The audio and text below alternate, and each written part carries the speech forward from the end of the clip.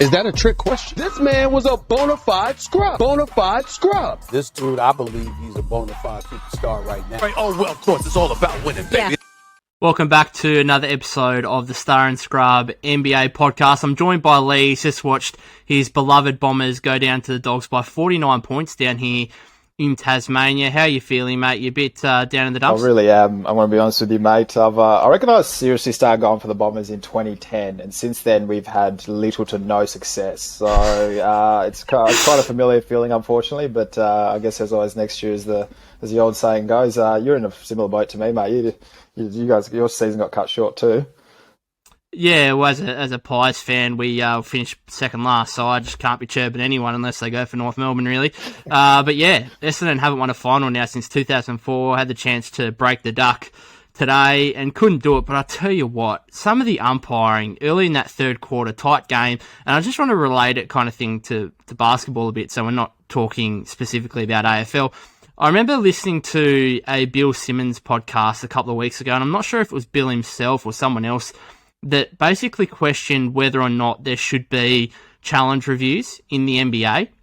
And basically I disagreed and said, you know, there needs to be the challenge reviews, because what they said was that, as I said, I can't remember if it was Bill or not, but basically they said that the refereeing is all part of the game, and good and bad calls are all part of the game. And I disagree with that. And I actually think there's going to be a point for AFL fans out there. I think there's going to be a point in a couple of years where we actually have umpiring challenges in AFL that teams can use for specific moments in game, and specifically when teams get free kicks in front of goal that are really debatable, because there was one there in the third quarter. I think the margin was 7 points. Yeah. And Cody Waitman got a free kick in the pocket for an apparent push in the back, and I'm just going to put it out there, it was a bullshit decision, to put it lightly. It was, and people look back at it and say, oh, but the Dogs won by 49 points. Well, okay, cool, but that doesn't take into account the amount of momentum swing that such an umpiring decision can actually contribute towards. And for me, I looked at that decision and I thought, tight game, it's wet, close, low scoring, and it's a final as well, and we're giving away that free kick to just swing the momentum of the game. I don't think the Dons kicked a goal after that point. No, not for the whole second. I don't know. Well, no matter what level of sport you play, some calls are just back-breaking, just momentum-killing type of stuff, no matter what level. So, mate, I couldn't agree more. I never want to be the bloke that says, go with the umpires, but, gee, I'll get carried away if I start talking about that. Yeah, let's move on to the NBA and basketball rather than talk about a whole podcast of the Essendon Footy Club and the AFL for our Australian listeners out there. On this podcast, we're going to do a bit of a review of our prediction calls from last season ahead of the 2021 season, because in coming weeks we're going to start doing our previews for the upcoming season, but we just want to take one step back and look at some of our calls, and we're going to go through our best calls that we had, and also probably more funnier and more entertainingly, we're going to go through our absolutely horrendous calls that we got completely wrong, and there will be some funny stuff in there, so stay tuned for that. But just beforehand, Lee is going to go through some of the Instagram polls. We're going to do this fairly regularly on our podcasts moving forward. Some of the Instagram polls we put up through the week, just asking you guys different questions. I think Lee's got the results of those, and we're just going to discuss. So, do you want to take it away, mate? I'd love to. I really love the support we've been getting to that, people giving us their strong opinions. The one from today, actually. So, as we know, Rajon Rondo got bought out, and it says that the Lakers are actually the front runners to go get him again. And I asked the question, does this mean the Lakers are the favourite in the West? 64% of people said yes. How do you... First of all, I would say he's fit at the Lakers, and does this mean they're definitely the best in the West? Yeah, the fit's good. I mean, they lose out on Schroeder. They get Russ in, obviously, but Rondo is that perfect backup point guard. I don't think... I mean, Rondo in year, 12, 13, whatever year he's in, 14 maybe, whatever year he's in, is Rajon Rondo really going to be the difference between winning a championship or not? So I'd just like to know, those 64% of people, I think those people would probably already have the Lakers as favourites, and that's how they're responding, kind of thing. Not that Rondo is going to be the difference maker between the Lakers winning a championship or not. I don't know, that's just my thoughts. I think he's purely there for an IQ. He's one of the top smartest people in the league, so I think that he's definitely there. going back a couple of weeks now, Terry Rozier, as we know, signed close to $100 million contract. He did have a breakout year last year, but I said no, he's not worth $100 million, and 93% of people also said he's not worth $100 million. I wanted to ask you, is this simply a case of just, small market teams, sometimes they just have to overpay because there's no way they're going to attract anyone else? Or do you actually think he's close to worth $100 million? I don't think so. I was listening to a podcast a couple of weeks ago, and I think we've got to actually kind of refine what we believe big money is sometimes, because over the past few years, we've been accustomed to thinking $25 million is a hell of a lot of money. Well, there's guys on max contracts now that are getting near $50 million a season, like double that. So the $25 million nowadays is not as large, I guess, as it once was. So is he worth it? Probably not. But again, as you say, small market franchise. They got rid of Devontae Graham. They had to get rid of one of those guys. I don't know. I guess the question mark to me is Devontae Graham got a 4-year, $47 million deal. Would you rather Rozier on $25 million, or would you rather Devontae Graham on, what's he going to be on, about 12, just under $12 million a season? So basically under half Rozier's value. So that's my question mark. And also, are you thinking that James Bouknight is going to develop into a starting player at some point in the next couple of years? I don't know, because obviously you've now got Rozier, Bouknight, LaMelo. They're three guards. That's a really good set, but it kind of pigeonholes Bouknight to probably being a sixth man for the next, or for his first 3 or 4 years in the league, really. Yeah, I don't. That's starter type of money. Even though like salaries and stuff are going up, $25 million is starter money. And I'd rather backorder LaMelo and Bouknight, because I think Bouknight has a great defensive potential, and Rozier is definitely more of a six man. But the Charlotte Hornets have a history of mismanagement, so this might just be that. Yeah. My last one, as you know, this time of year, the off-season videos are horrifically notorious, and people, Hoodie Mello, I think, started all this, and now they're everywhere. I was watching one of LaMelo Ball, actually, and I was wondering what your expectations, because I asked the Instagram poll, do they think the Charlotte Hornets will make the playoffs this season? Sorry, I beg your pardon. Let me rephrase that. I asked, will LaMelo Ball be an all-star this season? And 63% of people said yes, he will be an all-star, first-time all-star. So I was curious your expectations for him, and is he all-star caliber already? No, he's not. He's very exciting. Obviously, won Rookie of the Year. Absolutely fantastic. He's going to be a great player. He's going to be a multiple-time All-Star in the future. It's too early for mine to know. Too early to, yeah. I think he will be, mate. The fan appeal, because All-Star, this is more of a popularity contest towards the end of it, and I think he's one of the most marketable people in the NBA, and I think he'll get on there just fan love alone. Yeah, fair enough. Again, it's something that we can look back on in 6-7 months' time after All-Star break. It might be a bit longer than that, or let's say 12 months' time. We can look back and see who was correct out of you or me in that particular one. Will LaMelo be an All-Star next season? Now, let's get into our review of our predictions from last season. We got some stuff right, we got some stuff wrong. Let's start with the stuff we got right, and you're going to start us off with the MVP of last season. Next, I have the Joker. Hell of a playoff run. I think Denver Nuggets will be watching a lot of their game this year. I think he firmly established himself as the best big man in the league. There you go. I'm very happy with myself for saying I think I got 91 first place votes, and at the start of the season he was averaging a triple-double, and he ended up close to averaging 26, 10, and 8, I think he was. Obviously, having to carry that team without Jamal Murray towards the end really bore down on him, but hell of a season, and it's going incredible. You're a big fan of his game, I know. You love the Joker. Yeah, I'm a big fan of his game, but hang on a second. Whoa. You sent me this and said, I want to play this as something that I got right in our predictions last year. Right. So I went back, was listening through to it, and I was just like, hang on a second. You had Luka as winning MVP, and you had Joker as the runner-up. So you were close, but let's not bamboozle listeners into thinking that you actually got this 100% spot on. I thought it was. You had Luka, mate. I was literally listening to it about 20 minutes ago. You had Luka as your MVP, And then, because for those that didn't listen to our predictions last season, this was when we were inside feed NBA, and we basically we went through each of the categories and gave three calls. We went with our main prediction, and then we gave a couple of other choices that we thought were over the odds or might be good value betting wise. And literally, you said Luka is my MVP favourite, and then you mentioned Jokic as like your second one. So being called out already. I think it's not a great start. I was like, all right, we'll just run with it. But then I was like, hang on, I'm going to call him out on this. You did not have Jokic as your number one. You can go back listen to it. I think it's still on Spotify. But yeah, anyway, we'll move on from there. That's not a great start. Anyway, let's.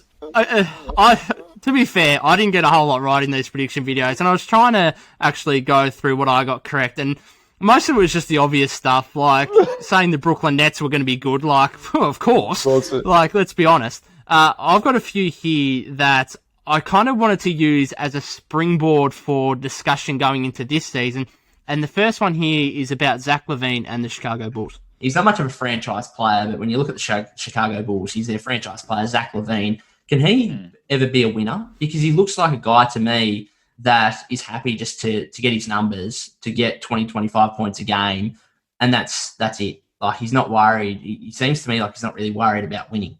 And can he take that next step to become a winner? Okay, so that's not really a statement. That's more of a question, but Levine did not. He had a great season, became an all-star, but the Bulls were still losing, and they didn't make playoffs even after they got Nikola Vucevic at the trade deadline. Now they've got Levine, Vucevic, Lonzo, and DeMar DeRozan. Surely there's no excuses going into this season for Zach Levine.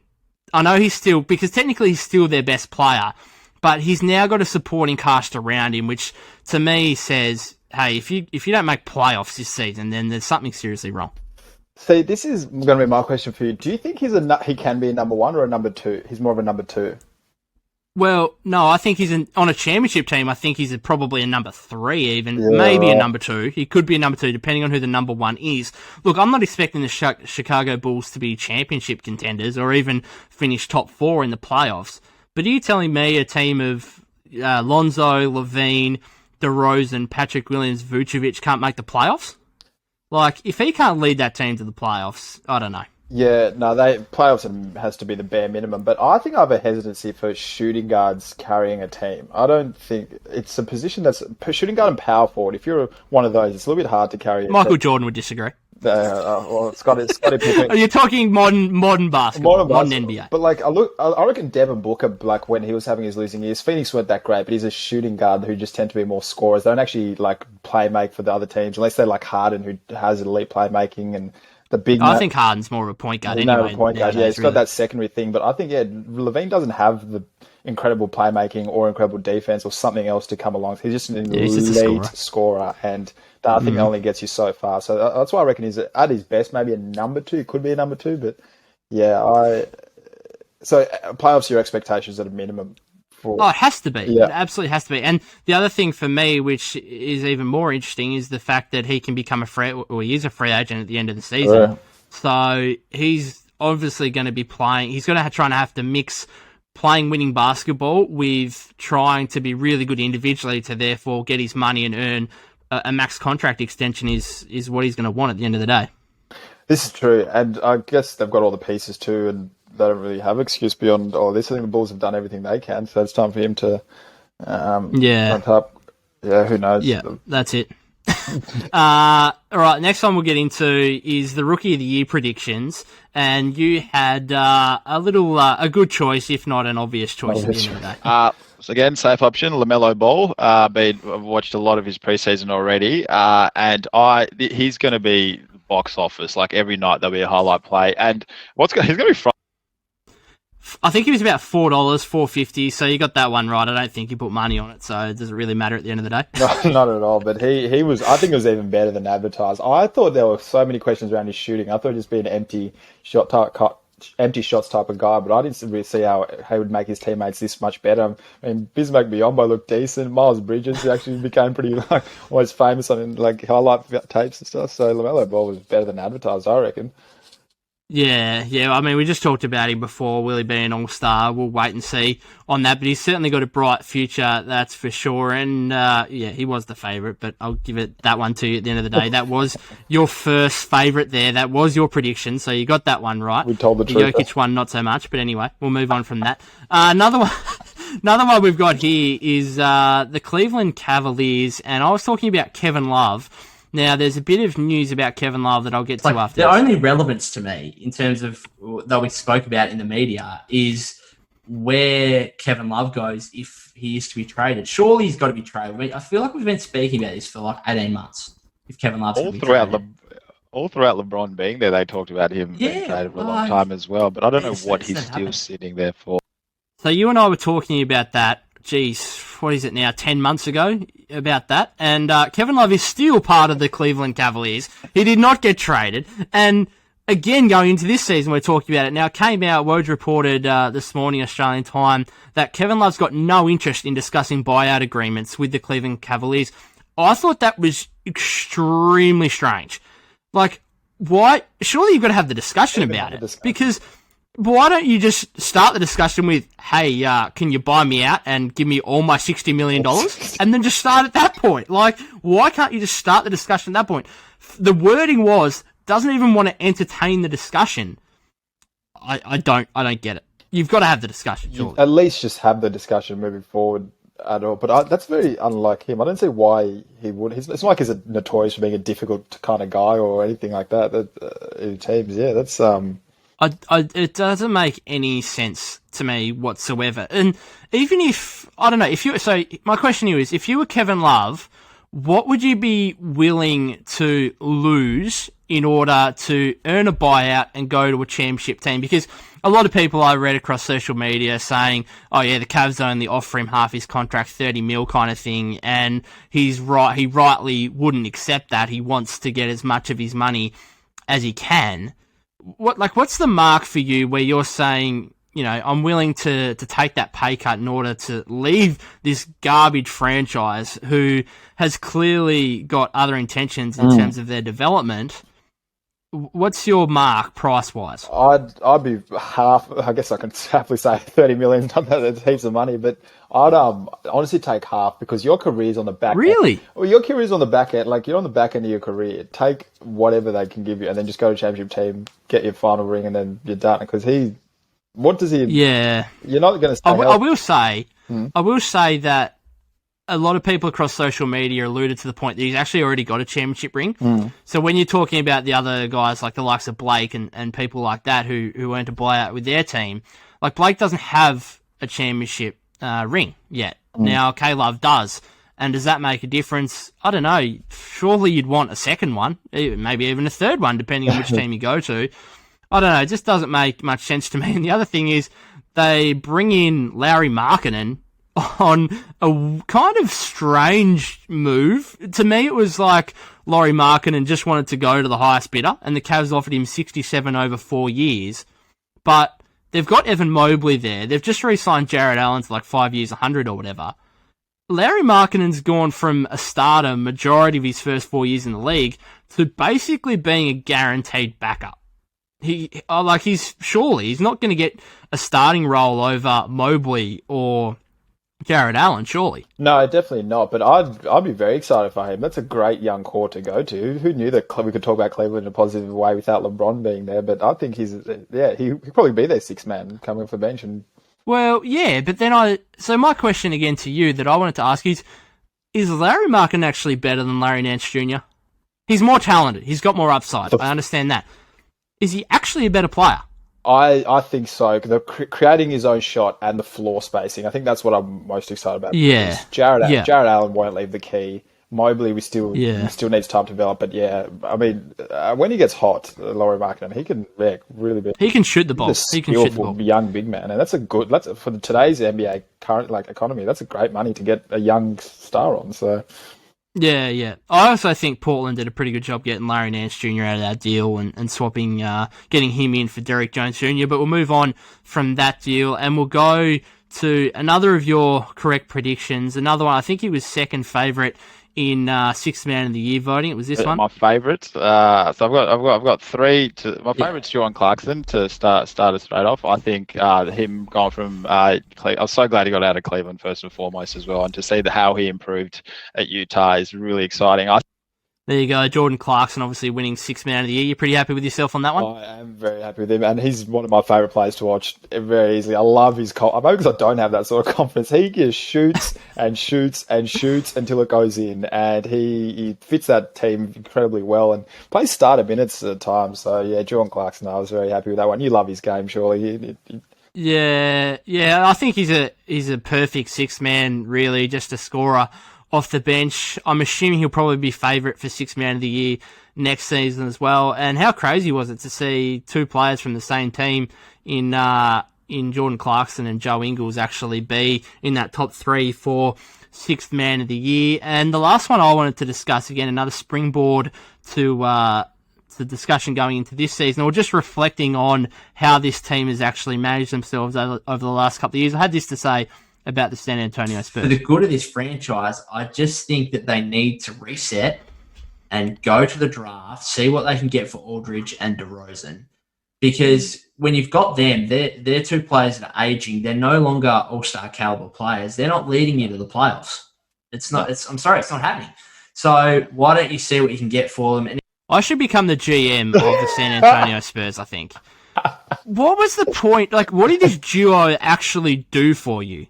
Like, so their last four positions have been like 7th, with this duo, 7th and 7th, 2 first-round exits, and then 11th and 10th.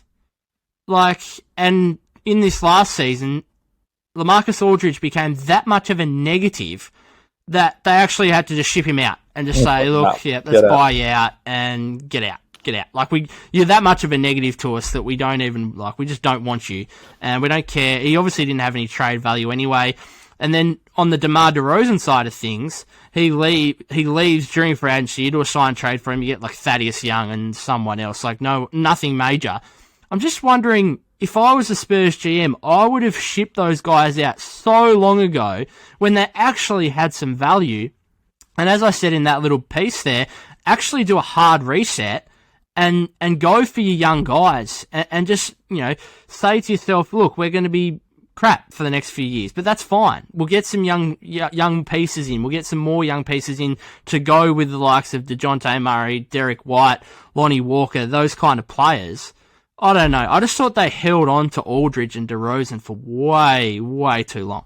The Spurs, I guess I know the Spurs very well, being a Miami Heat fan in the battles over the early part of this decade, but they have not been the same since Timmy Duncan retired. They're not this feared franchise. I mean, they had 20 years of sustained success. Like, they were championship contenders pretty much every year. Now they're kind of, and I guess, fumbled around the Kawhi Leonard situation. So I wonder if they're not too sure what to do. They're a very quiet franchise. You never hear what's going on with them. But they've got some young players. DeJounte Murray's a handy player, Keldon Johnson, obviously. So, but I think they're definitely at a crossroads now. I said during that prediction that, I mean, they've got all these young guys, but how many of them do you actually project to be all-star caliber players?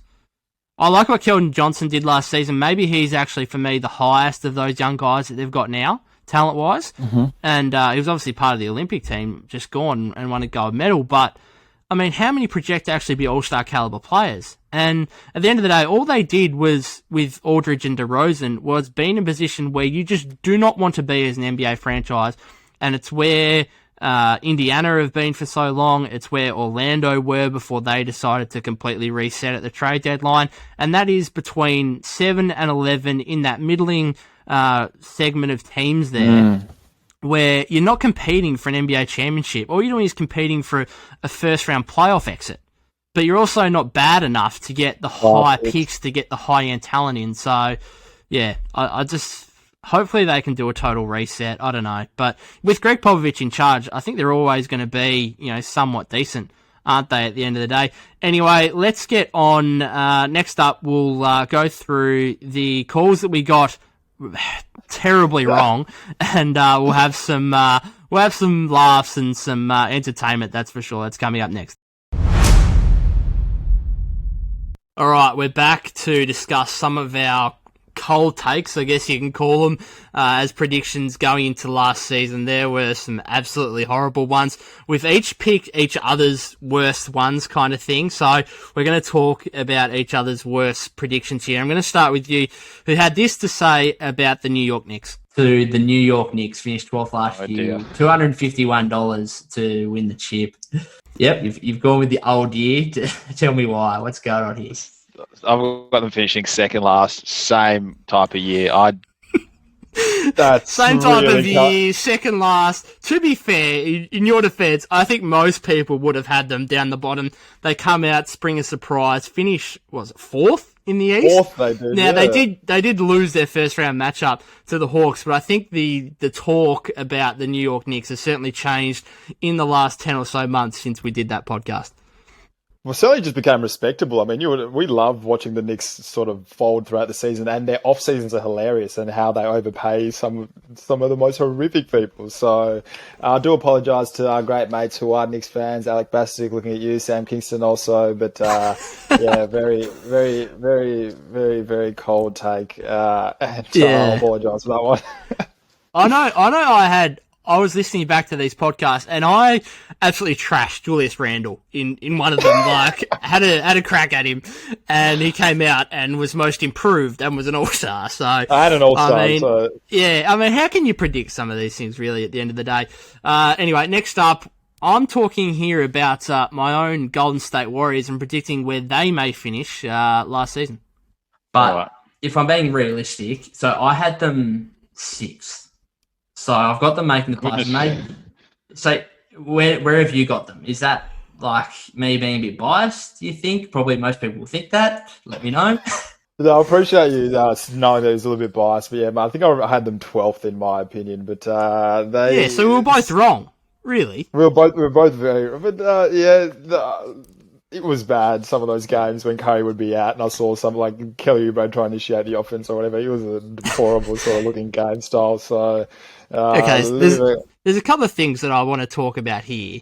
Is first of all, I was wanting to play a bit, but I didn't want to, have a crack at myself too much. There was at the start of that prediction, I did say that optimistically they could probably finish second or third in the Western Conference. That's what I remember.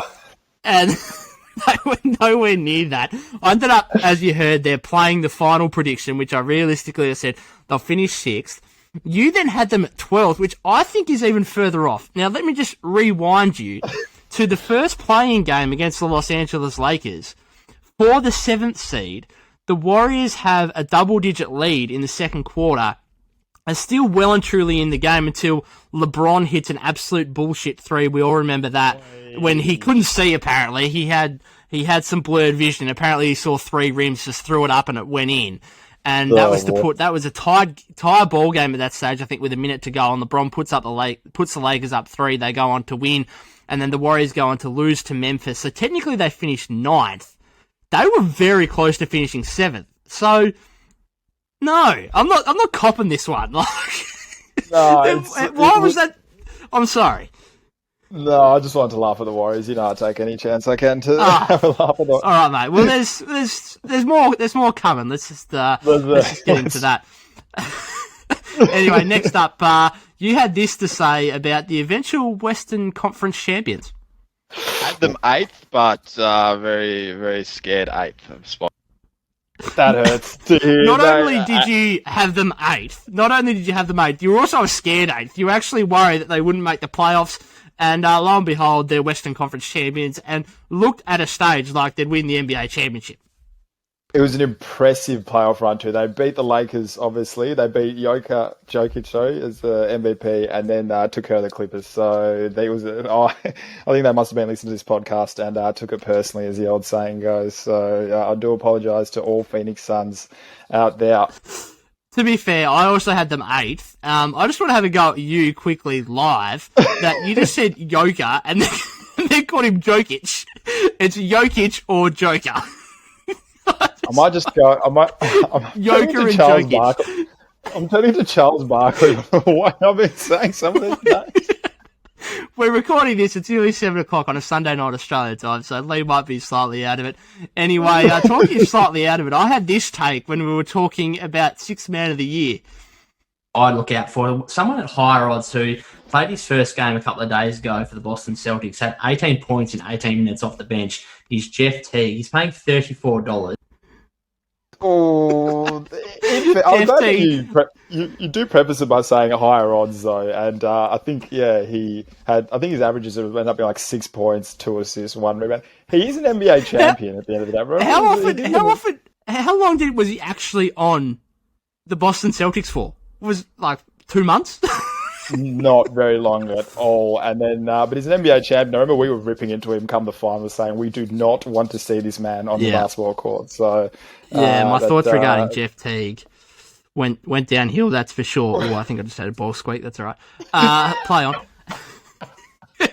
We're really it's going everywhere at the moment. To be fair, as I said, he is as you said, he's an NBA champion, and to be fair, he wasn't my top pick for Sixth Man of the Year. It was just a player that I thought was a little over the odds, might have been worth a cheeky $10 or so. I really hope any listeners back then did not take my advice on that one, because that was deplorable. But I also hope people didn't have a sneaky bet on the Heat to come out of the East or something, because this is what you had to say in pre-season.